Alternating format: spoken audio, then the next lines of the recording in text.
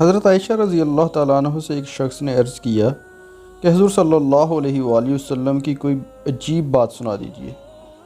فرمایا حضور صلی اللہ علیہ وآلہ وسلم کی کون سی بات ایسی تھی جو عجیب نہ تھی۔ ایک مرتبہ رات کو تشریف لائے، میرے بستر پر میرے لحاف میں لیٹ گئے، پھر ارشاد فرمایا چھوڑ میں تو اپنے رب کی عبادت کروں۔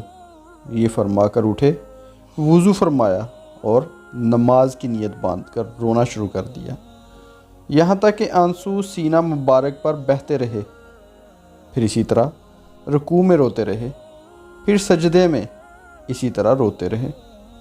ساری رات اسی طرح گزار دی، یہاں تک کہ صبح کی نماز کے واسطے حضرت بلال رضی اللہ تعالیٰ عنہ بلانے کے لیے آ گئے۔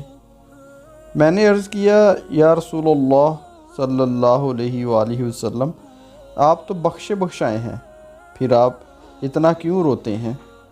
ارشاد فرمایا کیا میں اللہ کا شکر گزار بندہ نہ بنوں؟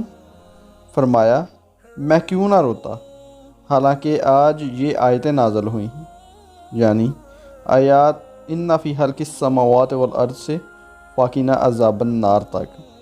پھر فرمایا کہ ہلاکت ہے اس شخص کے لیے جو ان کو پڑھے اور غور و فکر نہ کرے۔